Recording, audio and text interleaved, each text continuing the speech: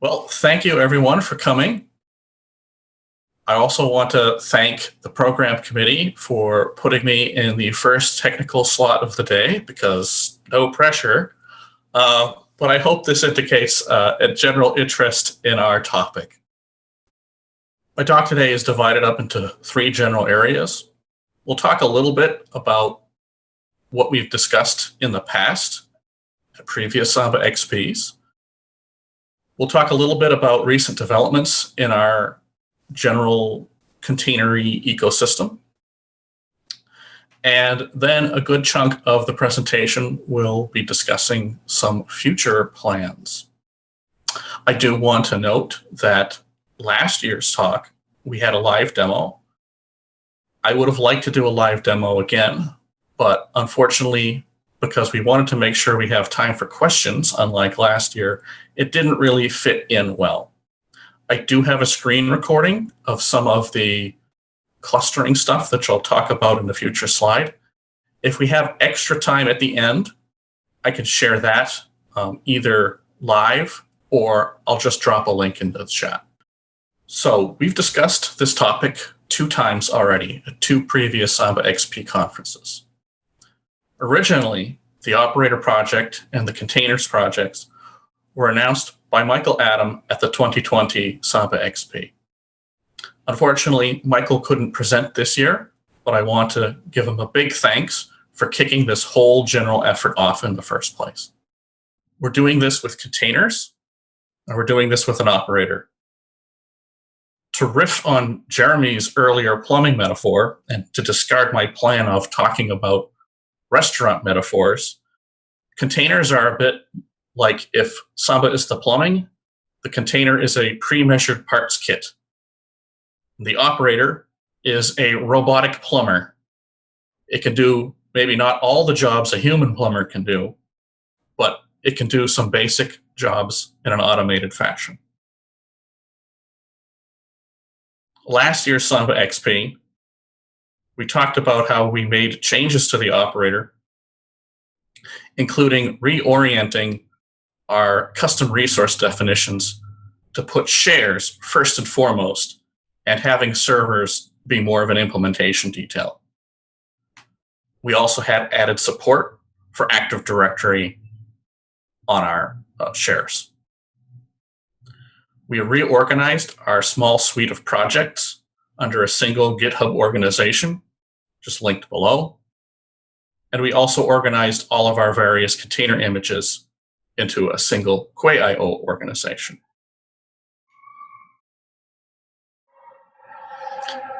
Our use case slide here is almost taken verbatim from last year's deck.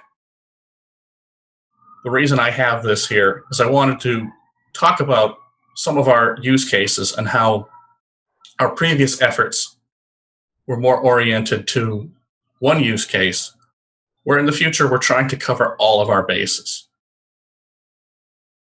When we talk about Windows virtual machines, we're talking about VMs running Windows that are acting like an app already in the Kubernetes cluster. A Windows worker node is a node joined to the Kubernetes cluster itself, running Windows using Windows-based containers. And then finally, the NAS use case, which is the one that I assume is the most familiar to folks here. That's more akin in the Kubernetes space to, say, a web app sharing its resources through HTTP, HTTPS to a client outside the cluster. Well, what we're doing is swapping out HTTP for SMB. And that's the case we had most focused on in the previous presentation.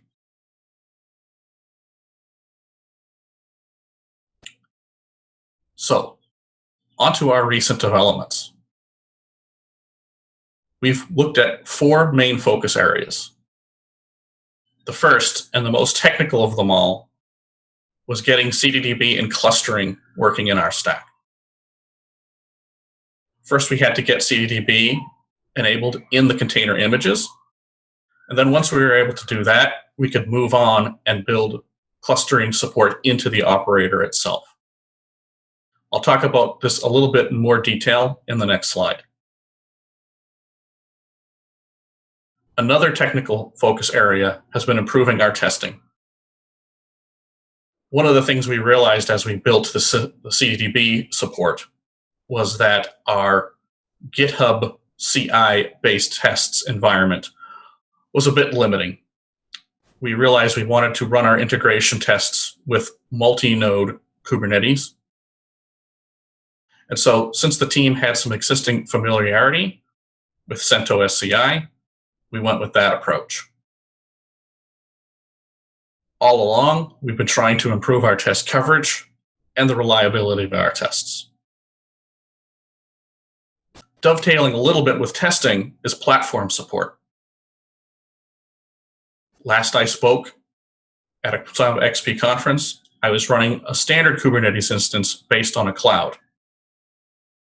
And that's great, and that's what we would expect people to use in production. However, for testing and development, the Minikube platform is far more popular. This is either Docker in Docker or small VM-based instances of Kubernetes. That's extremely popular amongst developers. So we want to make sure our stack ran well on that platform. In addition, there's OpenShift.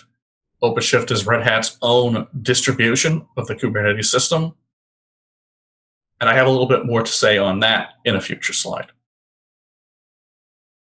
Last, but certainly not least, we've been bringing new contributors on board.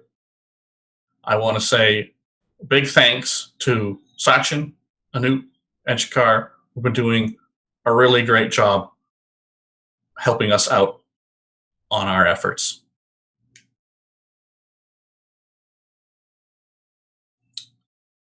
So, as I promised, I want to go a little bit more into how we do clustering with CTDB in our system. I want to just describe the diagram in two parts. The upper part represents the Kubernetes API. The lower part represents actual resources running on nodes managed by Kubernetes. Imagine that we start off blank. There are no applications here.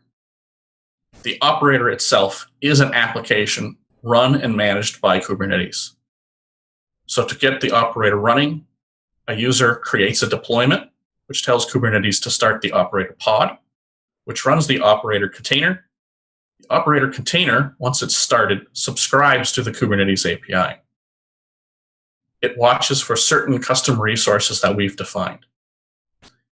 In this case, imagine a user is requesting a new SMB share resource, and this SMB share resource requests a clustering-based backend. The operator sees this and creates a native Kubernetes resource called a stateful set. The stateful set is pretty interesting, pretty unique resource in Kubernetes in that it creates the first pod and then waits until that pod has successfully started before bringing any subsequent pods online. So in this case, imagine that none of the Samba server pods are running. The stateful set decides to create the pod on node 1. This pod is designed to run certain setup steps that the other subsequent ones will not run. Once this pod running on node 1 is started, which, by the way, is equivalent to CTDB's PNN0, has done all of its setup steps, the pods on node 2 and then node 3 can be started. These pods are a lot simpler in that they skip any setup steps and simply join the existing cluster. As this is a very high-level overview, I could have drawn a bunch more, tried to represent the clients, but I didn't want the diagram to look too much like a big plate of spaghetti.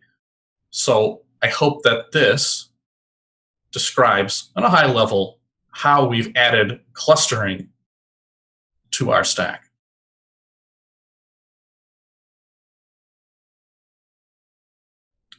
One of the themes of the talk is that what we're doing here is trying to bring together discrete components and put them together with these orchestration layers, and they're all supposed to interoperate with each other on defined boundaries and otherwise be isolated from each other. As such, you'll see that we keep adding small projects that try to do one job well. Part of this are three interesting developments that we've added. The first project, Service Watch, was added not long after last year's sambaXP conference. And what it intends to do is cleanly access the status of network resources in Kubernetes that describe the external IP addresses for the software running inside the cluster. What we can do with this IP, once we have it, is transfer it into a form that then we can transfer further onto ADDNS and allow clients to use the ADDNS names to access resources running in Kubernetes. The next project, and the one that I'm probably the most excited about overall, is SMB metrics. This is a bit younger project, but its goal is to take metrics from Samba and share them with the Prometheus monitoring stack. And I'll go a bit more into detail on this in the next slide. Then we have the CSI provisioner. CSI stands for the Container Storage Interface and is a standard mechanism for Kubernetes and other container orchestration systems for dynamic storage provisioning. I'll talk a bit more about this topic in the future section of the presentation.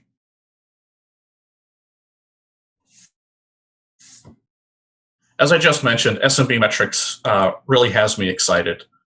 First off, Prometheus itself, if you're not familiar with it, it's an extremely popular, and I go so far as to say de facto standard for many of Kubernetes and other cloud vendors'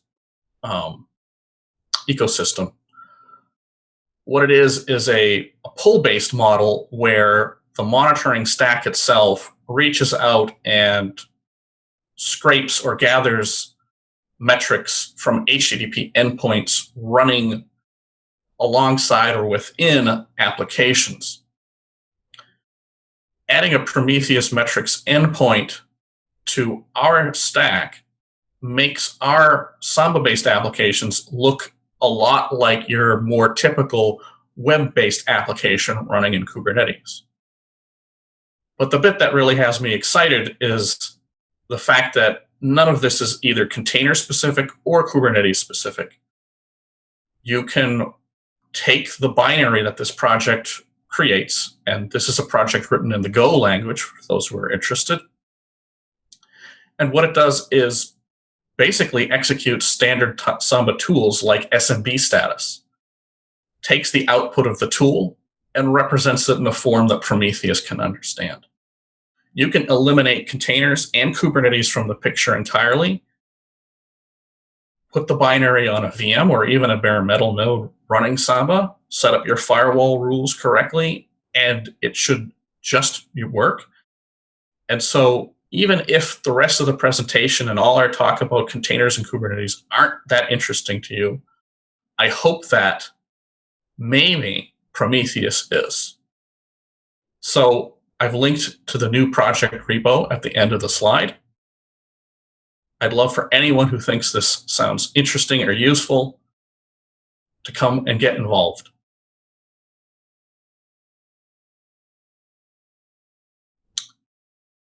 We're also working on our first set of releases. I had hoped we would be a bit more close to done by the time I presented, but it was tough to prepare for the presentation and get the releases done at the same time. That said, we have actually tagged and released 2 of our projects, Service Watch and Samba CC. We're working on doing the remainder, the containers, the SMB metrics, and the operator itself. We hope to be done by the end of the week so that we can roughly coincide with the conference. Long story short, we plan on sending our announcement email to the Samba lists, so watch this space. So the rest of the presentation is a little bit more future focused. I'm not going to read this entire slide because these are basically the titles for the upcoming items. I'll take this moment to pause and see if there are any questions yet.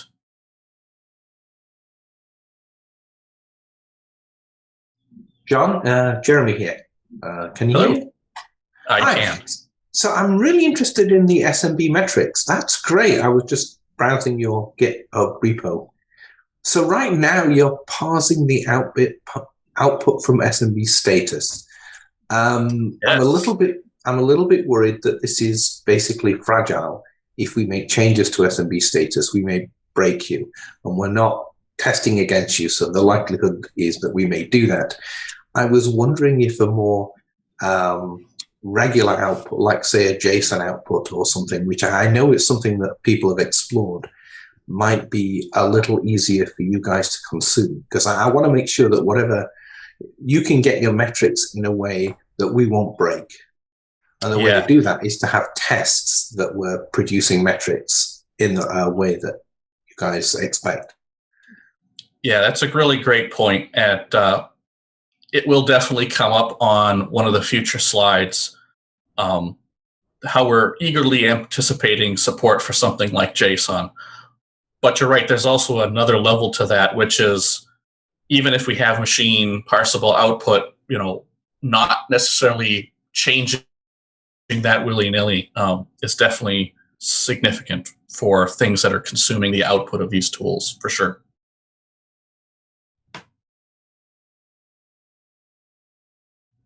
All right, on that note, I'll move to our future topics. The first one, as I mentioned earlier, is a CSI provisioner. We currently have these custom resource definitions, specifically the SMB share, that we think are a very good way to express the need for SMB storage without filling in a ton of details about the server itself. We think it's really good for, say, an administrator, a human being, to write the YAML, put it into the Kube API, and have the results they want. However, the entire Kube and even beyond Kubernetes, the container orchestration community has a more standardized approach for giving storage to applications on demand. In Kubernetes, this is done by creating PVCs, persistent volume claims. If you want to know a bit more about how the PVCs work, I recommend reviewing Michael's sambaXP talk from 2020.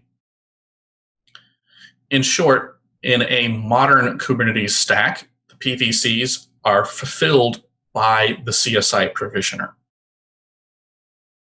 So imagine a Windows worker node that's running these Windows container applications, and it wants to use what Kubernetes would call read-write-many, and this is basically a shared access volume, multiple clients accessing the volume at once.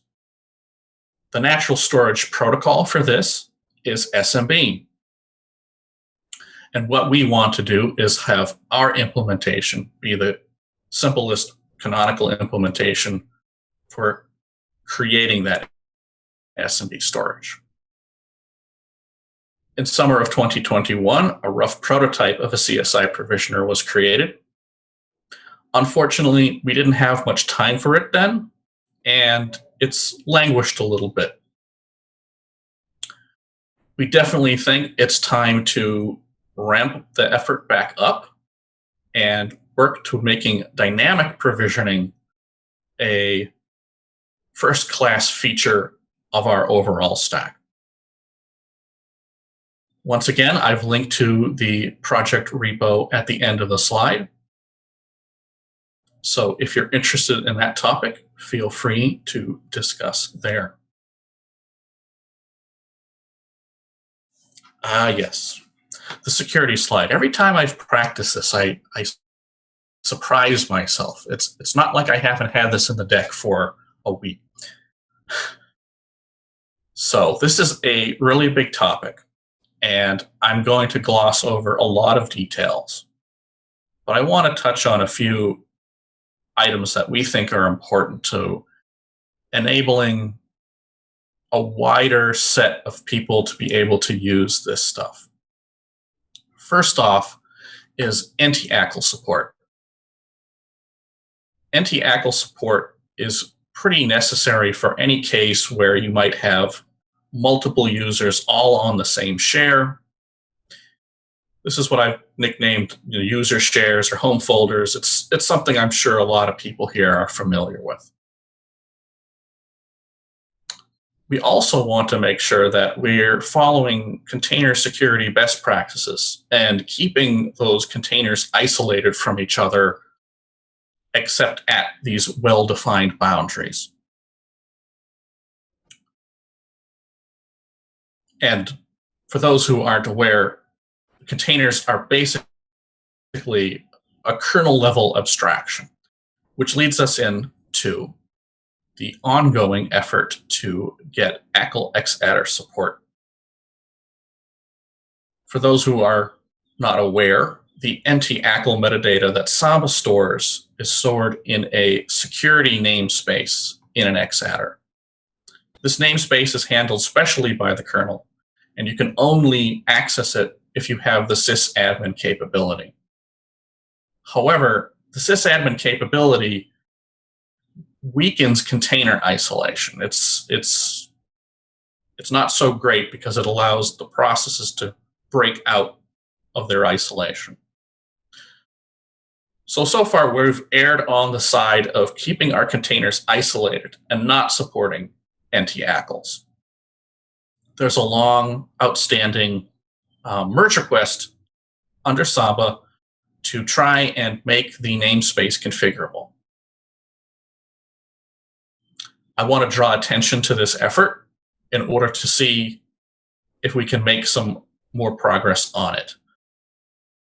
I realize that there are many security implications here, and we're not simply trying to say go, go, go, but we would like to see and be part of a discussion around this topic.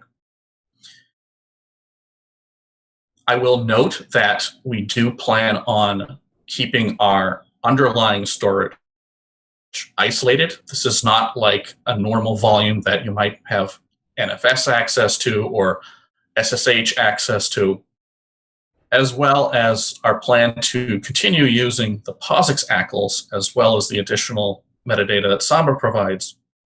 So to a certain degree, the kernel still has our back on the security front.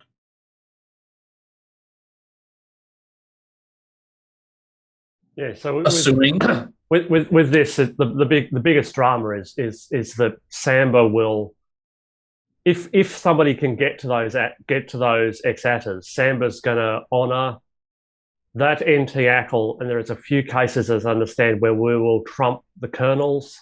We'll try and go. The kernel said no, but our NT-ACL says that we should. We believe the NT-ACL more than the underlying file system ACL. Therefore, let's go to root, do the thing, and so that's the drama. This is all circling around. And if we, but it doesn't have to be like there are other ways we could skin that cat if we had to. Like we could say these ACLs are these values are untrusted unless they're digitally signed, or other ways of doing it. If just changing the namespace ends up being, and we should be able to change the namespace, hide it away enough that no one coming across Samba can modify it. But that's why it's stalled around. I've had the started with the FreeBSD folks complain about their jails. I've generally been a little bit of just this tiny of a skeptic sitting on the side saying, I know you say you just need and Yeah. for a while, just being this. Let's not just go. Let's have an option, and I'm sure it'll be safe. So yeah, you would have seen me a little bit too often on some of these ones. It's just being that, but I do want to see this try and move forward. So Andrew, how about a VFS module that you have to load that basically changes the namespace? Would that work? Yeah, I don't. So it's not in the mainline code. You specifically have to say namespace, VFS Kubernetes namespace or whatever, and that silently says, "Okay, I'm going to change that from system to user." If you load this module, just as long as there isn't a way to access that over one of our very diverse protocol. You wouldn't want to then have the POSIX extensions let you read and write that one, in which case, you're back to where you started. Just some little things like that would make me comfortable with it. A custom VFS module might be the best way to go, rather than to actually change the core server code. That way, if you load it, you got what you asked for. And you also got a block against accessing those, because it'll also be able to control access to that namespace directly. It can say, this one's off limits. Yes. Let me think about that. Yeah. So this is exactly the kind of conversation I hope this slide would kick off. So thank you for thinking about it. So that's great. We definitely want to continue this conversation. So in the to keep on track here, I want to also mention that once we do have a method for getting and setting the NT-ACLs through the protocol, we'll also want some level of automation around it. In particular, because our containers are run in a somewhat rigid set of steps, we won't have, say, a server, so we won't want to probably initialize our ACLs through command line or APIs. And I'll talk a little bit more APIs in another slide. In addition, so last year, Gunther Drishner presented on offline domain join. This is a feature he recently added to Samba. We had been talking about this even before his presentation last year. This is one of those things that we really want to add to our stack, but we just haven't got there yet. We think it's a really good tool because it can avoid the concern people might have about putting a password in a Kubernetes secret. A secret can be secured, but not even having to do the password in the first place would be pretty great. One thing that'd be cool in this and might work with your use case would be an offline domain join that used a JSON format. I recently looked into offline domain joins for a customer where and they had an external tool that was one identity that was providing the password doing the join, and it was really painful to connect Samba into that. They were hacking the TDB with TDB tool, and I looked at it, I saw the offline domain join stuff, and thought this is what we want. Oh no! If I want to do it, I write them a bit of Python that produces the NDR. It would be really awesome if this thing it took a JSON blob as an alternate format for it. I think that would fit your use cases as well. Your admins will be much more comfortable with a JSON snippet or a YAML or whatever. Yes, YAMLs and JSONs is like the bread of butter of the Kube and cloud native space for sure. So otherwise it's going to be the NDR thing in base 64 inside YAML, and people going, this is a magic thing that I can't easily manipulate. That's a great point. Yeah. So, and then I had mentioned OpenShift earlier. OpenShift is a distribution of Kubernetes, but it has a number of tweaks and behavioral differences on top. And one of those is what I would summarize as tighter security by default. So what we need to do is make sure our operator is aware of these things and that we interoperate well with the normal behaviors of OpenShift. And then, because this is the security slide, I want to mention that we're not all knowing, all seeing. We're mostly storage-oriented folks, and so feedback, especially on the security thing, as a general topic, is something we really appreciate. So I briefly mentioned APIs earlier. I think that all these various layers of automation and orchestration make having APIs extremely valuable. I was happy to participate in a little effort to add some API wrappers in the Samba code base to Samba's Python support. I've linked a couple of the merge requests below. I want to say thank you to everyone who helped me with those. And I'm looking forward to updating our code in the Samba CC glue layer to make use of them. We'll be able to avoid having to shell out to the net command in a number of places. On top of that, we're definitely researching other opportunities for APIs. Currently, we also shell out to net for things like domain join. Having the APIs is really, really handy because in the case of a command line tool written mainly for a user to run, read the output, maybe react to an error message, having APIs, especially ones that return good errors, are definitely appreciated. On top of native language APIs, I want to mention the JSON support that's being looked at for various CLI commands in the Samba code base. We touched on this a little bit earlier. It's just, I can't wait to see this. Having the machine parsable output itself is really significant because then you don't have to write lots of code for each command. This is especially useful when we're not using a language that's directly supporting an API like Python or C. So going back to the case of SMB metrics, which is written in Go, using Go's native support for parsing JSON, or it could even be something else, but JSON's awesome, is really useful. And I also want to emphasize that both of these, machine parsable output and language APIs, are both extremely handy when writing test code.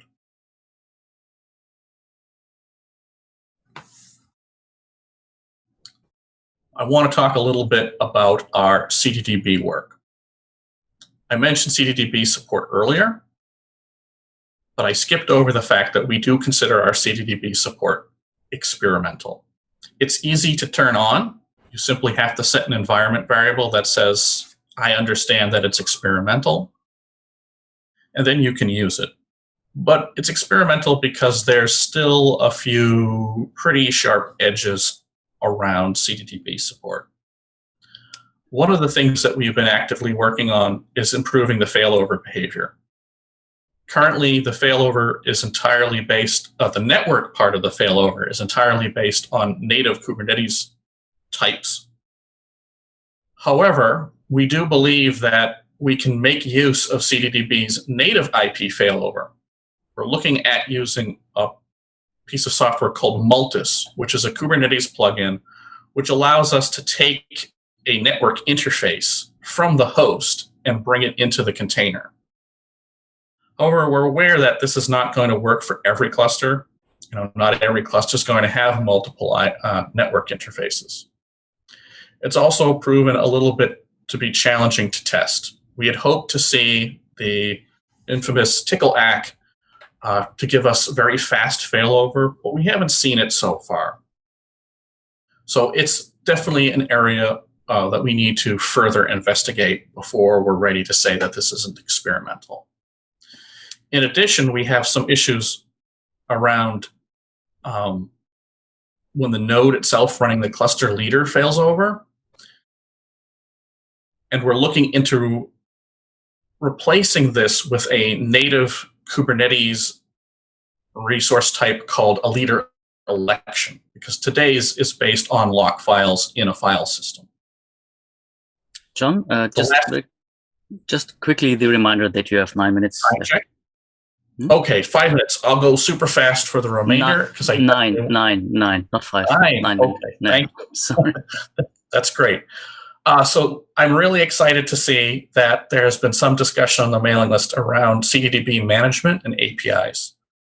This is definitely something where we want to get more involved because we have challenges around managing the CTDB nodes file.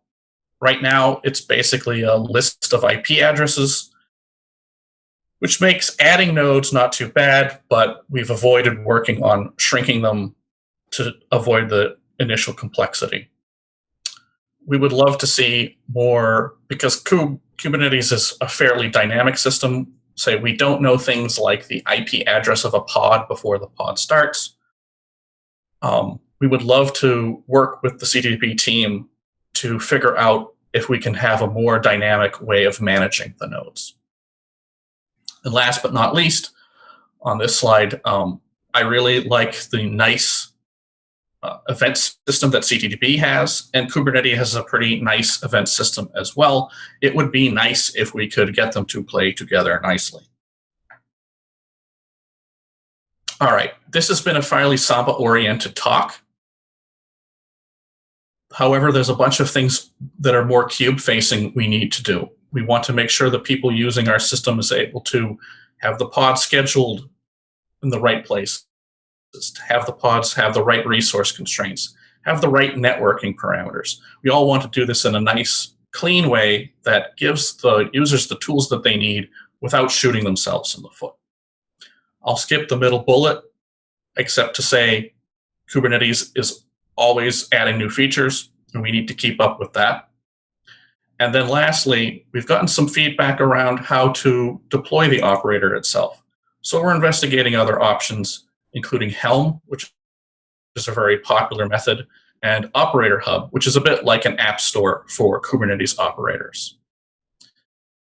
Again, because I'm running low on time, I don't have a lot to say about the AD controller verbally.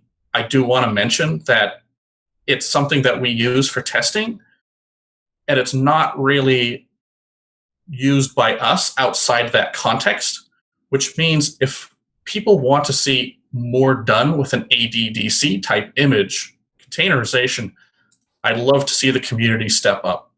So more feature requests, more feedback, and especially contributions.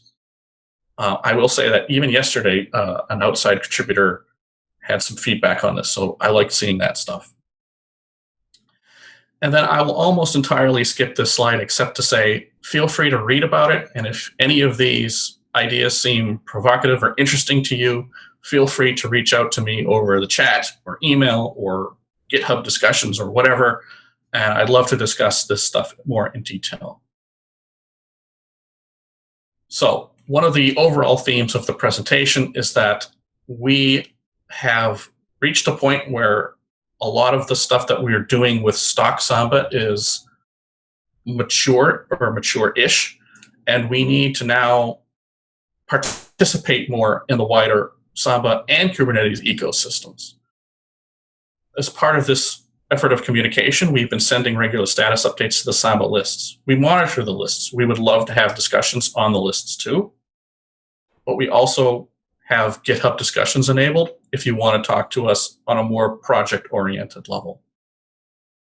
And if you feel that you don't like or don't want to use any of those channels, feel free to send me an email address telling me where we've gone completely wrong, because that's what the internet is for, arguing with people.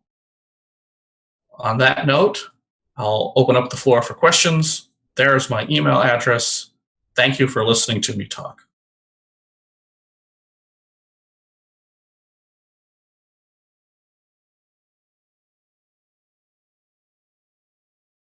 I hope that end part didn't seem too rushed. Thank you very much, John. So, are there any questions left? Wait a second. So, yes, Ralph, I just want to point something out and going back to the JSON output. And so I think Anoop, already posted that in the chat. There's an open merge request for JSON output from SMB status. And this is being worked on by Jule Anger.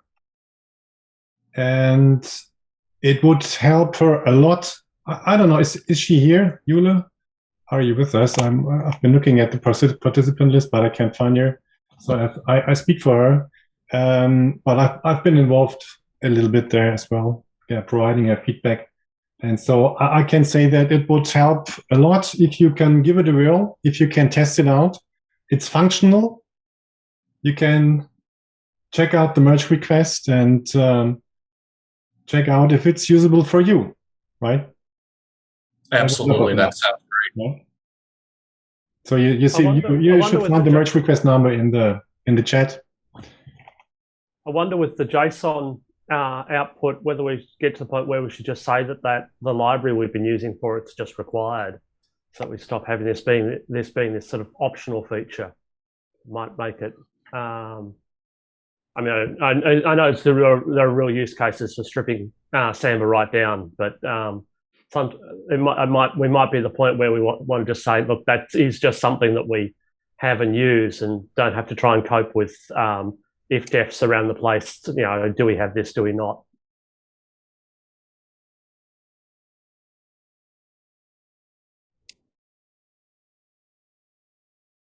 John, one thing about the ADDC, as you know, my passion. Are you finding any difficulties, any particular feedback or something around using that in the Kubernetes space? It throws up a lot of the challenges that you mentioned around the privileged attributes and all sorts of other little bits and pieces. Yes. So, like I mentioned, it's considered in my book a testing component. So we actually do run it with privileges because, again, one of the same reasons is the required anti-ACL support. So it's basically not something you can run without privilege today, unlike SMBD, because you can basically skip the anti-ACL support. So I think that, yeah, that's the main thing that we do with it. I would love, as I mentioned on the slide, I would love to see more folks trying it out. I got some good feedback the other day from an outside contributor, but we're storage people. We're not IDM people so much on our team here. So I would just love for more folks to just pop in and say, I'm going to contribute this, or I tried to use 2 DCs instead of just one, and you have a bug. So, and patches would be even better, but I'm going to try and be reasonable. Yeah.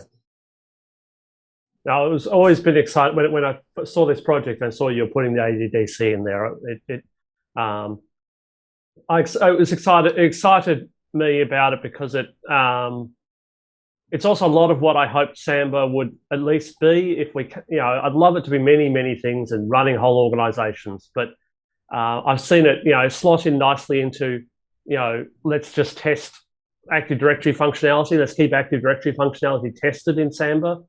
Before we had Samba 4, we had a whole stack of Samba stuff that just totally untested, like Winbind. You couldn't test it, for most of the use cases. So I'm really pleased to see it used in there. I haven't had the time to be able to dig into how you're using it, but I'm always around. Don't be shy about this. And for example, you could run it without those. It will. For your use case, you don't care the slightest about sysvol. So there are ways of configuring the running the provision command where it will put its X adders into a TDB. And so that privileged stuff will go away, and because you're not actually ever going to use it. So if you look at the way we invoke it for make test, the same applies, because we don't run make test as root. So you can set those options to put those X adders into a dodgy TDB and get around that requirement. Okay, great. That's very interesting. I will definitely put that on the list of things to look at. Babbling, we're kind of into the break period, but whatever, is on the slide, I have this wacky idea about if the operator was able to create a AD-backed domain, we could put users and groups into the AD as opposed to using the more traditional etc password, SMB pass WD approach, which I do believe has security limitations, especially if you're running on FIPS. I think I remember that from last year's conference. So I have all sorts of wacky ideas rattling around in my brain, but we have to prioritize, and I don't get to work on the AD container as much as I'd like to. That's certainly storing users and groups is certainly what it's for. So this it brings me to what is the I've just having not looked at this stuff at all, and just watching your description. What is the security model for this kind of stuff? Because like you bring up your worker node, your Windows worker node, it's got a Windows app. Are these things joined to your Samba Kubernetes domain, or is this like I've seen everywhere in cloud? It's all fallen the way back to IP security, like everything's guest access, which seems to be the way the cloud has gone. Like firewall rules and guest access seems to be a lot of the way things are done. So Kubernetes itself has its own RBAC model for resources. Then these are resources within the API. And then there's basically the pods and the containers that are within the pods have different levels of isolation from each other. Ultimately, a lot of it's just relying on the fact that non-privileged containers, unless there's like a security issue in the kernel, are isolated from each other. So it's a little hard for me. It's such a big topic. You can do things like you can attach your Kubernetes instance to Active Directory LDAP, but it's mainly just to draw out like the ability to log in with your AD password. I've looked into it a little bit, but there isn't like it's very, very high level in my opinion. It's not like a deep level of integration. I don't know if that really answers the question, but I just was wondering the mechanics. If I have my Windows worker node that's in this cluster that needs to get to my storage, is it using any authentication at all, or is it just guest access and then secured by the?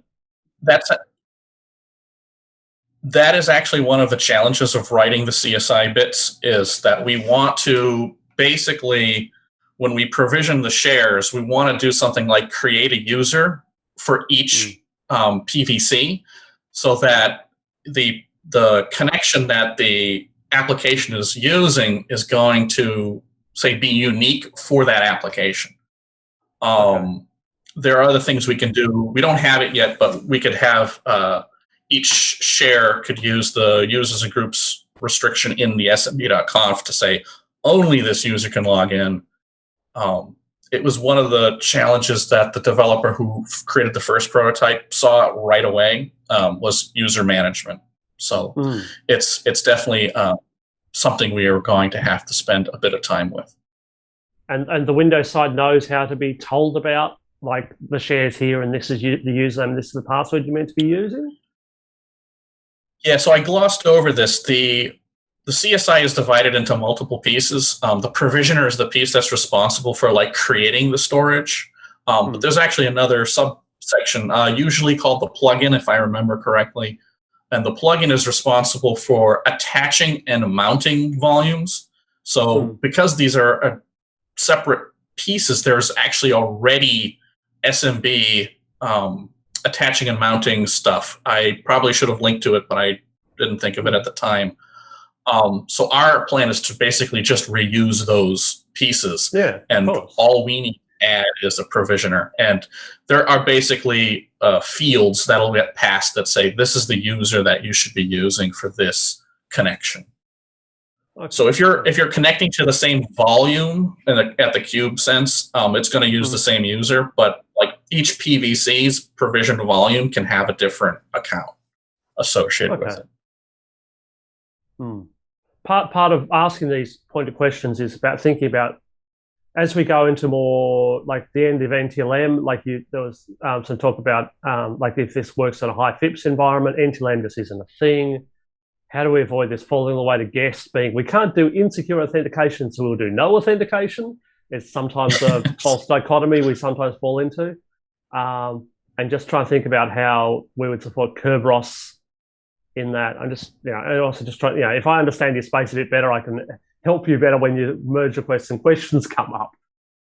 Sure. Yeah, I would definitely love to continue the conversation, for sure. And just before we end, I want to mention I did drop a link in chat. It's a screen recording, just a terminal recording of spinning up a CTDB-backed SMB share. So you can see it create multiple pods to serve the same share. And I just went into the pod and ran CTDB status just to show that, hey, we've got CTDB running inside a pod.